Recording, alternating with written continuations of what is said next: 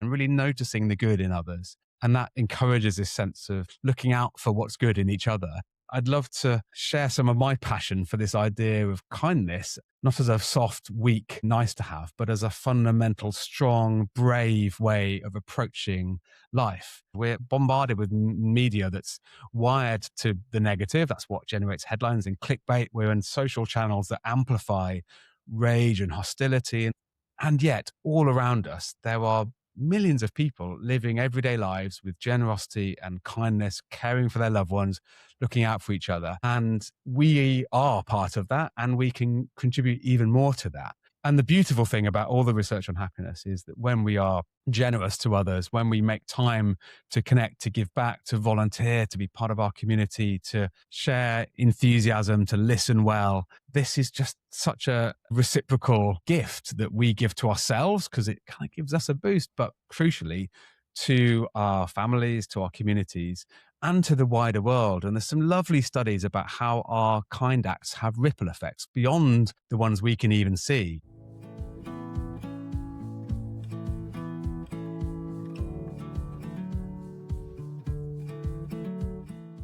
Welcome to the Choice Space podcast. I'm Dr. Lee David, GP, CBT therapist and author. Most of us want to feel happy, but it's not always clear how to approach that in everyday life. In this episode, we're going to explore what happiness really means, beyond brief moments of feeling good, and what supports developing it day to day, where our attention goes to the actions we take, how we respond to ourselves, and how we connect with those around us. I'm delighted to be joined today by Dr. Mark Williamson, Director of Action for Happiness and author of his new book, Make Life Happier. Mark, welcome. Could you start by telling us a little more about your work and what led you to focus on happiness and a bit about your new book?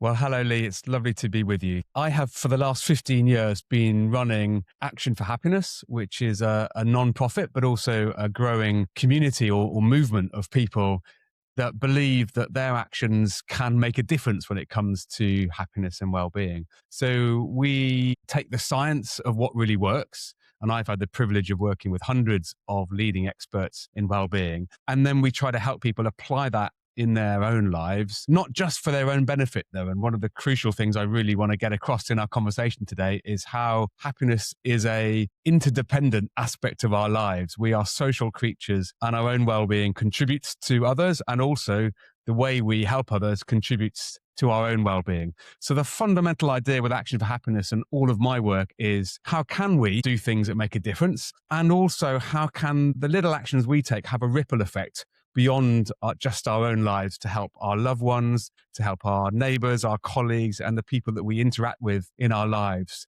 Because we are in a world full of uncertainty and unhappiness and so many challenges, some of which are in our control, many of which aren't in our control. The one thing we always have is the agency to choose where we place our attention, how we respond, how we treat others, and what we contribute to the little mini world that we all occupy and influence. So I've been inspired over the time, 15 years I've been doing this, to see that this stuff really can change people's lives. I've met thousands of people who were in a difficult place. We've helped them with ideas. They've tried things out. They've learned what works and what doesn't work. And what's most inspiring is that many people who have been part of this Action for Happiness journey have said things like, that's really helped me, and now I want to help others. And that, for me, captures in a nutshell something I'd love all of us to experience, and something I've certainly found in my own life, that when we sort our own inner happiness out, we're better placed to be there for others, to be a good father, to be a good friend, to be a good colleague, to be a good neighbor. And so I think that our own happiness and the happiness of others are so closely connected. Love that idea about happiness being something which we all experience jointly as a community rather than being something just for me, because it just feels so much more accessible and more connected. And I have a visualization of a forest where we know that trees communicate and actually they support one another. And the growth of the forest is all of the trees together supporting different plants and animals. And it's this whole ecosystem. And it feels a little bit like happiness might relate to that rather than this happiness being a very individual process. I think that's really well put, Lee. And I think there's something we should get clear from the start of this conversation, that by talking about happiness, we're not suggesting that life will be free from suffering or permanently happy. I think what I'm talking about with Make Life Happier, which is the title of my book, which is just coming out. And happier is an interesting framing because, of course, there is no perfect happy. We will all experience loss and suffering and difficult times. And yet there are practical things we can do to move forward in a helpful way from wherever we are in our lives right now. And I think that's best done, as you've just said, in an interconnected way. And there's a sort of tyranny that comes with this commercial, individualistic striving for happiness, which is like, I want to get the best stuff and be the best influencer and all the sort of personal success measures that we tend to associate with individual happiness. And it's actually a bit shallow and a bit lacking in meaning and can feel like a real pressure to be almost like superficially happy. I'm not trying to promote that way of making life happier. So many of us are not at peace with ourselves. And as a result, we're not really at peace with each other. We can see that wherever we look in the world right now. And so really, to make life happier, we can work on both those areas and find that they become mutually reinforcing when we are able to be more at peace with ourselves by being more self-aware, by having some practices that support us, by coping well in difficult times, by building habits that help us. We're then better placed to be good humans. We can then look outwards more, build better relationships, trust other people more, contribute more in our communities. And these things become a virtuous circle where we feel better and we become better able to help and contribute. So I really like your tree metaphor. I think there's a trap that we can fall into with a lot of areas of life where we feel like if I'm just better in this area, then that will mean I am happy. And it can lead to an awful lot of comparison. And it might be success academically, success at work. It might be body image related issues. It might be comparing ourselves as a parent or in so many different aspects. And so there's this real sense of judgment and needing to compare ourselves to others. And often we do fall short in various areas because we're just humans. And so it feels like that isn't what leads to happiness. It almost has the reverse, but it sort of pulls us in to say, if only you could do this, then you'll be happy. And I think what you're talking about is a much more lasting sense of deeper contentment, of acceptance, and something that really brings that sense of meaning and connection with others, which is very different to that short-term spike of I've done really well today, but it doesn't last and I've got to keep it up tomorrow. And it's actually a stress rather than being positive. Yes. So my book starts with the first chapter is called Wake Up. And it's something I think we need as almost a foundation for this journey to make life happier. And it relates to your point about so many of us are carrying a I'll be happy when, whether it's I'll be happy when I get that promotion, when I earned a certain amount of money, when my friends like me more, when I'm in a stable relationship.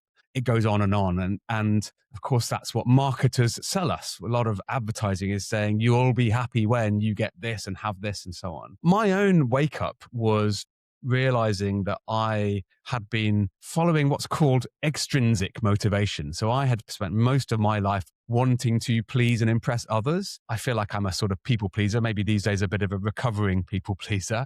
But a lot of what I'd been striving for in my school and my university and my career to that point, I was working as a business consultant in a commercial world full of pressures, full of supposed success. And yet I was really trying to fulfill other people's expectations of me, my parent expectations, the colleagues, and what was considered to be a successful life. And I may have appeared to be successful on the outside, but inside I was really struggling. I felt like my life was meaningless. I felt under enormous pressure. In my case, it was coming out as back pain. I had incredibly debilitating back pain. What was really going on for me was I was doing that perhaps classic British male thing of holding my emotions inside. I was really cared what people thought of me. I really wanted to be seen to be doing well. And what wasn't coming out emotionally for me was coming out physically, hence the back pain. And when I realized that pain, which was very real, sort of stress induced rather than physical, that was the beginning of this wake up for me. I learned what we now call mindfulness, but at the time was a breathing exercise. It helped me be more aware of my own physical sensations and my own emotional reality. suddenly I could focus more on intrinsic motivation, which is like, what do I really want to do with my life? And there's a little exercise, maybe we could encourage listeners to try this out right now, that really helped me, which was to visualize yourself towards the end of your life. I don't want to get morbid about this, but think many years from now, when you're looking back on the highs and lows of your life, try and imagine yourself in that future me scenario and think, what advice would future Lee or future Mark or future whoever you are right now hearing this, what advice would your future self give you right now about what really matters? So when I took a moment to do that exercise, it became enormously clear. I found myself saying, spend more time working on things that you really care about with people that you love, and let go of lots of the other stuff that you're pursuing right now. And that for me really captured that sense of the switch from extrinsic, pleasing others, doing what others expect, to focusing on like, what do I really value? And of course, that is my own happiness, like at an authentic level rather than how it appears on the outside. And it then makes me think, well, I want to contribute and I want to be in relation with others in a way that helps. So there's many, many more steps we can take on that journey. But that was, for me, felt like the starting point, which is getting away from the I'll be happy when, to say, well, let's start this now. I really love that. I did that exercise as you were talking about it. And one of the things I was thinking about, who do I want to see as that old Granny Lee? And it made me think that one of my values is around being strong and staying powerful through age and having that sense of growth and development. And so that actually also links into what brings happiness in my here and now, because I'm thinking about the trajectory, about becoming who I want to be as I age. And then I was thinking about what you said when I look back, and for me, it's many of the things you mentioned. It's the connections, it's the people I care about. And for me also, something I really care about is doing work that feels meaningful, that I feel contributes in some way to the world, that is compassionate and thoughtful. And that really is something that I would want to feel has been a theme, both in my relationships with people around me and also in my working life. So I think it's so powerful to do that. And it really does influence how we then choose to live alongside our values and make these choices, because sometimes some of these choices are less comfortable than doing what's easy. And so actually sometimes that makes me feel like striving for happiness is sometimes work, which is a good work, but actually it's not something that just happens to us. Well, I think you're making a really important point about a word I really like right now, which is about agency. And what I mean by that is the sense that what we do can make a difference. And so the striving in the sense of like, I must please others is probably an unhealthy striving. But the striving of like, I would like to make conscious choices about how I spend my time, what I put my attention into, who I care about, what I contribute. I have some control agency over my life and I'm making choices. Yes, I'm in a world full of uncertainty and challenge and sometimes fear and anxiety. And I can't always make that stop or change, but I can choose what I focus on. So back to your point about what can we do? One important point to note is that we are all different. So although this desire to feel happier is universal, and we, in particular, we really want it for our loved ones. When you ask parents what they want most for their children, the most common answer is, I just want them to be happy. But we're different in terms of what creates that for us. So one of my key ideas and one of the things we do with Action for Happiness is bringing a sort of happiness scientist mindset to how we live our lives. What I mean by that is we can try practical little experiments. One of the challenges when you work with the science of well-being, or indeed any other field, is that you get these seemingly conflicting headlines. You might find, well, yoga is really good for this, and like, oh, you should try intermittent fasting. And there's a cacophony of ideas and often contradictory ways that we can look after our well-being.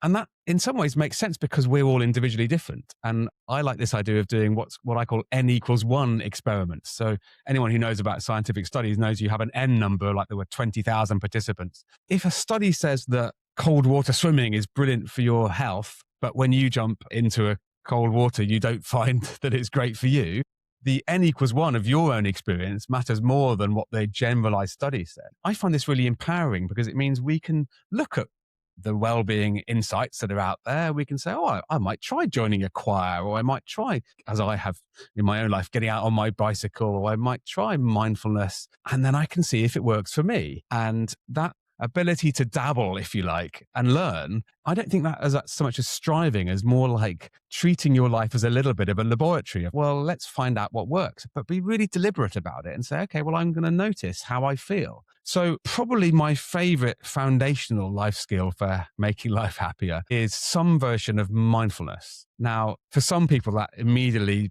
rings bells of like, oh, meditation, I can't do that. Although meditation is a brilliant way to learn the skill of mindfulness, I think this is a sort of core life skill that we can bring into every aspect of our daily life, regardless of whether we see ourselves as someone who likes to meditate. And it's really just that sense of being able to choose where we place our attention. I experienced this when I had the back pain. I could bring my attention to where the pain was, and somehow just being able to be with the pain rather than sort of pushing it away made it easier to cope with. And over the years, I've developed all kinds of little mini mindfulness techniques. Might be whenever I hear someone's phone ping, instead of thinking, gosh, that's annoying. Okay, that's a little reminder just to pause and take a breath and just sort of notice what's going on around me, how I'm feeling. These things feel quite sort of minor, this idea of just breathing and noticing. And yet this is the fundamental life skill to make wise choices, to see the impact of our own behavior on ourselves. Like, oh, I did that and I felt quite uncomfortable. Or on a stressful day when my brain tells me like, oh, I haven't got time to go out tonight. If I go and join the community choir and sing for an hour, I feel so much happier afterwards. And it was only having the mindfulness to go, oh, that's an interesting shift. I'll remember that. And it permeates everything. It permeates how we are in a meeting with others, how we are when our partner's angry with us, how we are when we feel like we've made a mistake. That self-awareness to think, oh, I'm feeling cross right now, or I'm feeling motivated right now. That, for me, is the fundamental skill on which everything else can build. Going back to your point about agency, which I really love that idea. What comes to mind for me is it's something about towards rather than away steps, because a towards step is taking a step in the direction of our values, things we care about, things that feel important to us. And what that step is will vary on different days, on different situations, how much time we've got. So we've got a lot of flexibility about how we might choose to live out our values. Whereas when we might have maybe some imposter feelings with people pleasers, it's very much, I have to do this because otherwise I'm going to feel like I'm not good enough, or I'm going to feel like people will reject me. And so that's an away step because we're fearful. And so our threat system is engaged. And so we don't get that positive benefit because we're triggered. So it might look exactly the same on the outside.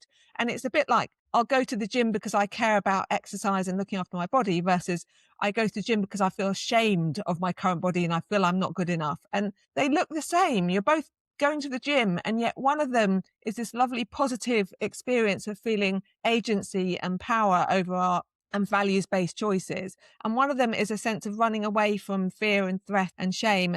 And it feels so important that we try to let go of some of those negative stories. And actually then what you came on to is exactly how to do that, I think, which is create some space and use mindfulness, not necessarily as meditation, but as a way to create a pause, to shift our attention, to make some space for perhaps distress and regulate.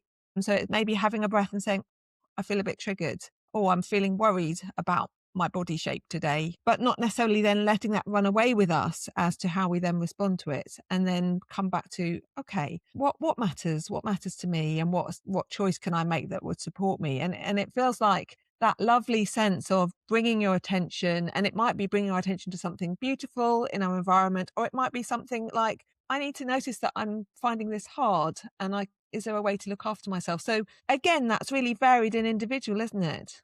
It really is. And there's a combination that I really like of mindfulness, which is sort of noticing how things are and allowing us to recognize whether we might be in a good mood or we might be feeling really anxious, for example. And one of the keys, I think, to happiness is being able to be at peace with whatever is going on right now. This is the core idea of mindfulness in many ways. Sort of non-judgmental, just to say, I am feeling tired today. I'm feeling upset today. And I then like to build on that acceptance of how we are with a choice to focus on something good. And so that many people will be familiar with the idea of gratitude and the ways in which we can cultivate positive emotional states. I think that's much more authentic when we start from a space of how am I right now, even if I'm having a difficult day.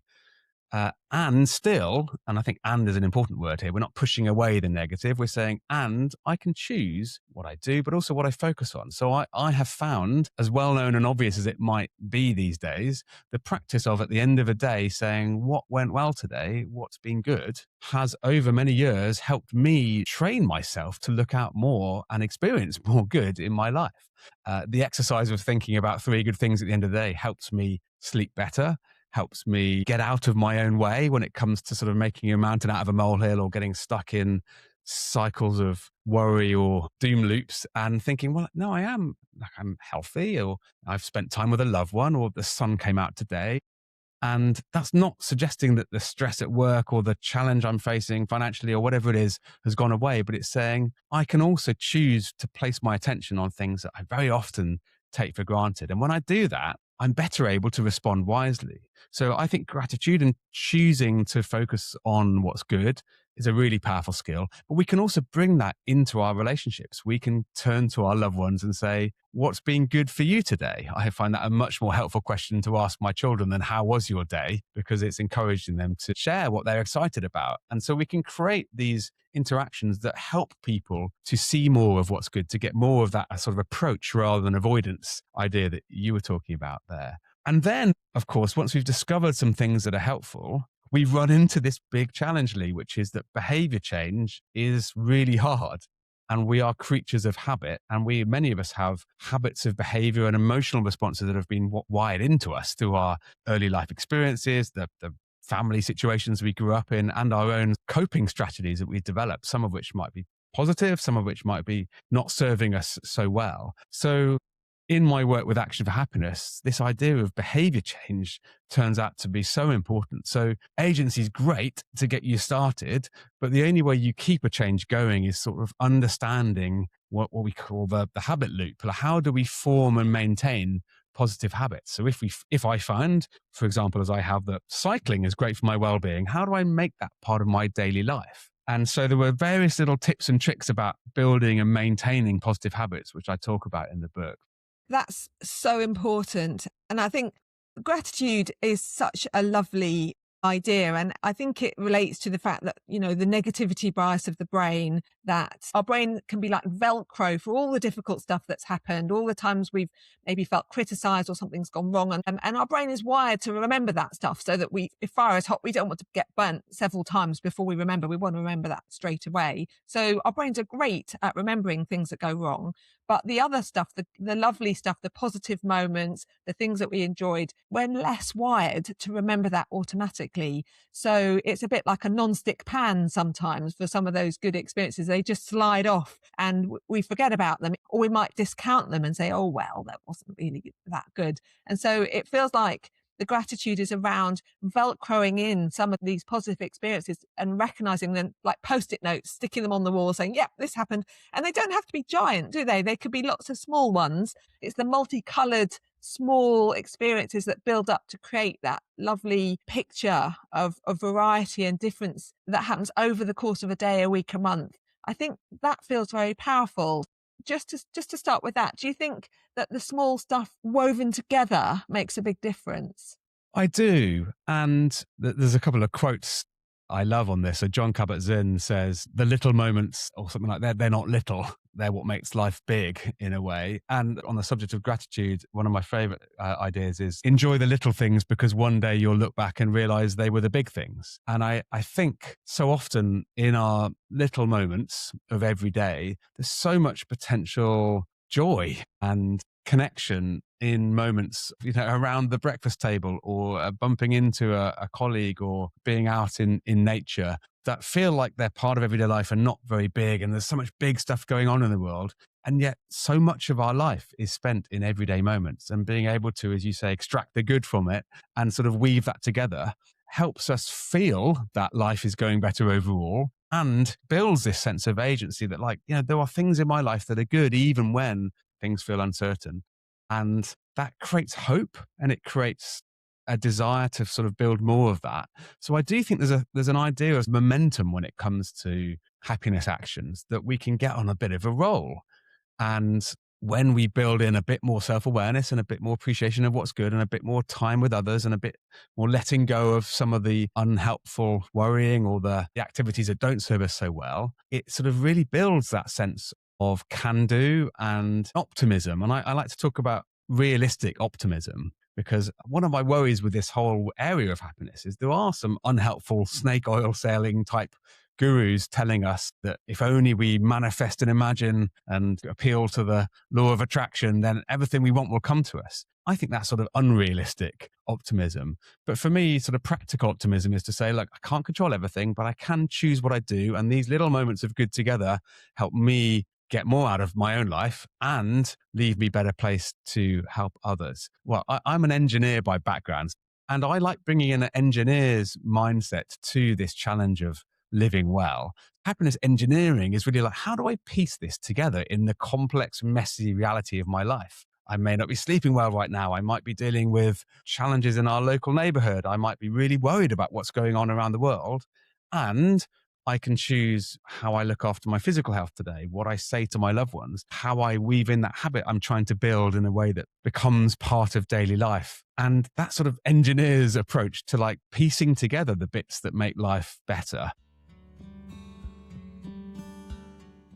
This is the Choice Pause, a short tool you'll hear in every episode drawn from my books and therapy practice. Each time it offers a different way to pause, notice and choose your next step. Today is a pause for appreciating this moment. Take a slow breath in and a longer breath out. Let your shoulders be heavy. Allow your face to have a friendly, kind expression. Across the day, there are so many moments that we could appreciate if we give them our attention. You might be stepping outside, walking between places, or pausing briefly before the next task begins. Often these moments pass quickly and our attention moves straight onto what's next. See if you can pause here, just occasionally.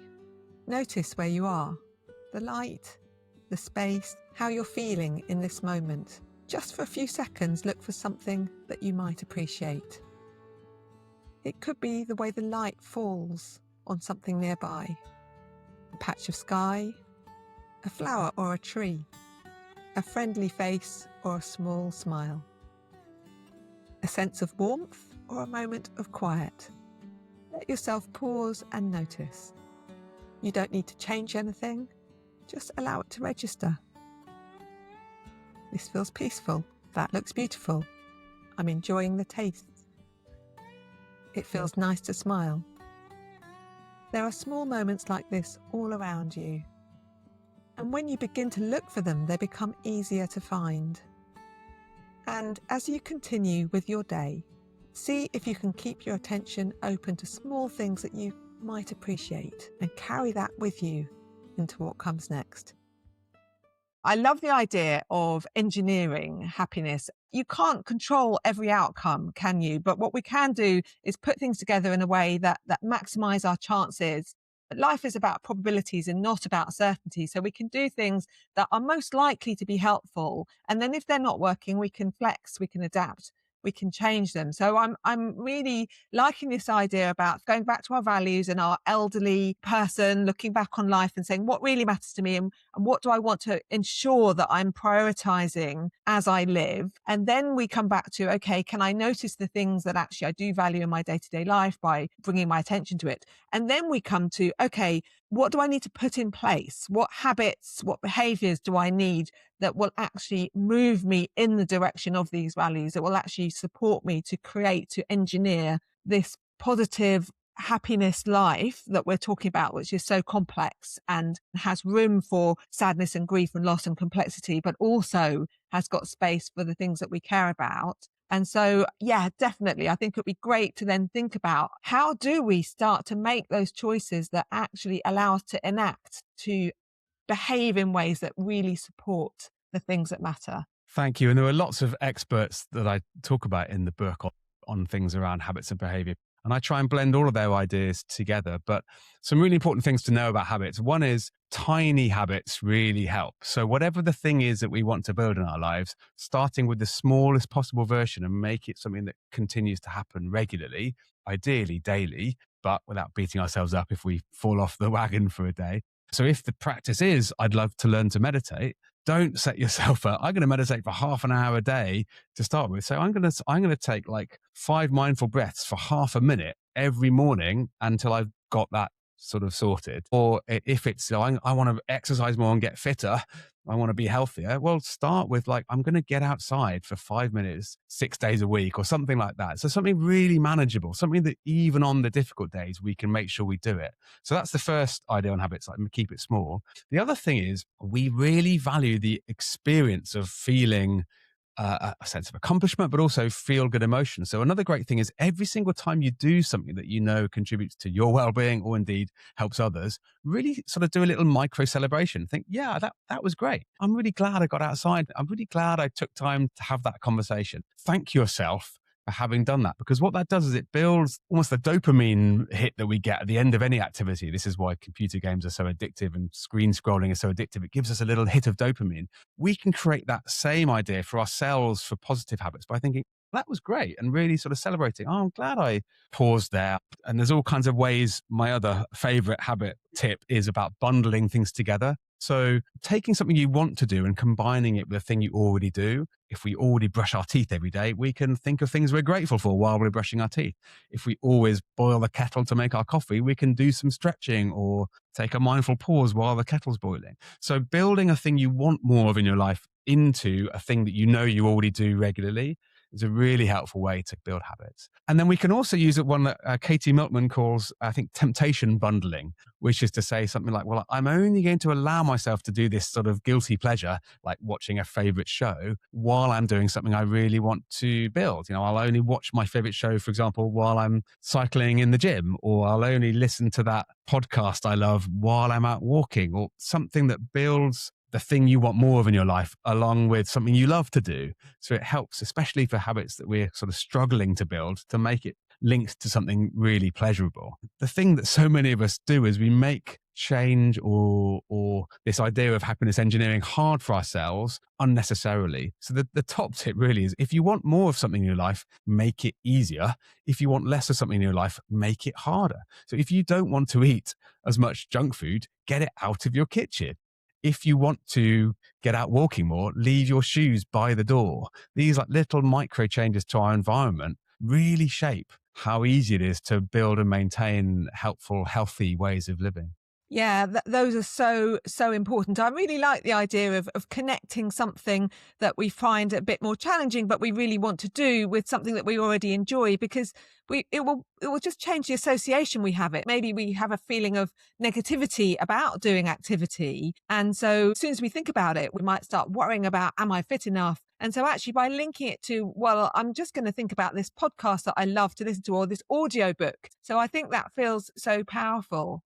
Thank you, Lee. I agree. And the thing I'm most passionate about is, how do we combine self-care with other care? Because these two go hand in hand. And when we look after ourselves, we're better placed to help others. And the science shows very clearly that when we're more connected, when we contribute more beyond ourselves, when we're part of something bigger, it's enormously good for our own happiness too. So where I think we sometimes miss an opportunity in our lives is just knowing how important relationships are.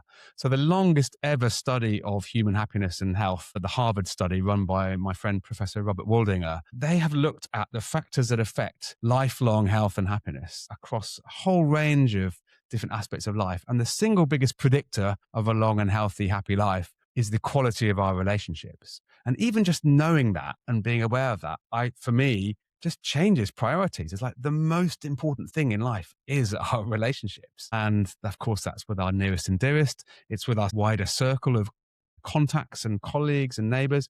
And it's also with how we relate to the others around us. We might call them strangers. I like this idea that a stranger is just a person you haven't met yet, and a friend you can potentially make. So I've put a lot of work into this book, and the whole sort of second half of the book is about happier together. How can we be more connected? And I cover various themes around trust, around kindness, around forgiveness, something many of us find really hard, around sort of community connection, around dealing with conflict, vulnerability, and sort of showing our real selves. But actually, before any of that, the fundamental skill for relating well is about listening and actually how we create space for each other. And there are various life skills I wish every young person had the chance to learn in their family or in their school. One of them is the self-awareness that comes with mindfulness. The other one I'd love everybody to learn is how to listen well. I don't know about you, Lee, but when I look at myself even, but certainly when I look at others, I see breakdowns in communication in families, in workplaces, and of course, as we're seeing around the world in our politics and across between nations and polarized groups, we're not very good at listening to each other. Yeah, I completely agree. And I think sometimes it's also not just listening to the words that people say, but actually trying to hear the message that they're trying to tell us, which might be going beyond the actual words, because sometimes people say angry words, they sometimes say things they don't quite mean. And so if we're able to hear what is actually happening here, we need some self-regulation, I think, when we're listening, if we're feeling triggered by a challenging conversation, and so that we can approach it in a way that enables us to receive the message in a way that's kind of supportive. Do you think that's important? I really do. And I think actually, even before you get to the sort of emotional understanding and dealing with sort of difficult conflicts, I think some of that problem that you've just articulated can be disarmed with the core skill of what I've called active listening, sometimes called reflective listening. I remember when I first learned this skill and tried it out with my partner, this is many years ago, and was just amazed at how it changed the quality of our interaction. And what had I learned to do? I'd learned to sort of paraphrase back what she had said to me just to check that I'd understood it right. So you might say something like, oh, I hear that you're feeling frustrated. It sounds like that isn't what you wanted to happen at work today. And the other person would say, yeah, that's exactly it. Or they might be like, no, you missed my point. But by playing back what people are sharing with us, we're checking in, we're helping that they feel heard. It's the best way to make someone feel heard is to reflect back to them what they've said. But you're also making sure you have understood them. So much of conflict in our relationships comes from misunderstanding or different perspectives on the same situation, where we think the other person is just completely unreasonable, but they're looking at the world slightly differently. So I would love everybody to really find out more about reflective listening and sort of how they can be more present. And that does, as you say, just involve sort of being still and tuning in and like looking at body language and trying to really understand someone. And I think one of the reasons we've lost the ability to hear each other is we've tended to conflate listening and understanding with agreement, whether it's in our politics or in our daily life relationships. Just because you help someone feel heard doesn't mean you agree with them. You can't move forward in a disagreement or a conversation if the other person doesn't feel heard. So by reflecting back, you might say, I feel like you really passionately believe in this idea. You're not saying you agree with them. You're just saying, I've heard what you've said. And a model that I love, especially in the context of difficult relationships, is this idea of staying on your side of the net. And what many of us stray into in our relationships is sort of trying to describe the other person's experience rather than our own. And in any interaction in this conversation we're having today, there were sort of three things going on. There's like, what are my intentions in what I say? Then there's like the actual thing that gets said. And then there's how you interpreted it and vice versa. And in any interaction, we only know two of the three things going on. Like I know my intention and I know what I said. I have no idea how it landed for you.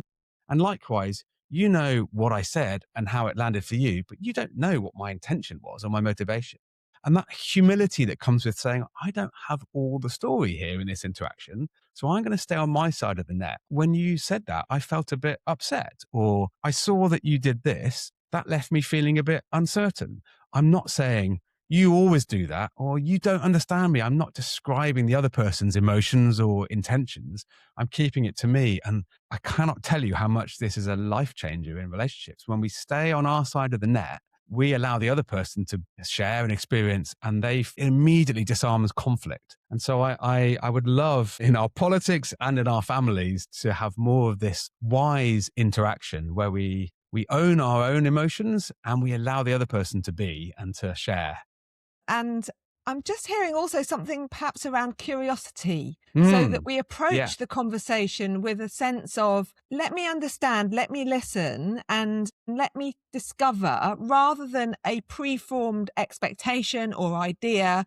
And that might be an expectation about about the other person, about what they mean. It might be also an expectation about what this means about me. They're saying this, and actually it might be triggering belief about ourselves that might also be important. So we need to try not to get drawn into these automatic beliefs or responses to this means that, as much as, oh, I've heard you say this. And what does this mean? What did you mean by that? And I think we have a lot of shortcuts in our brain where we just assume this means this. And it's a very quick way of going about the world. And whilst it can be very helpful in certain situations, I think when we're really trying to connect and relate to people, then it can lead us to be perhaps have biases or to miss nuance and miss opportunities for connecting with people.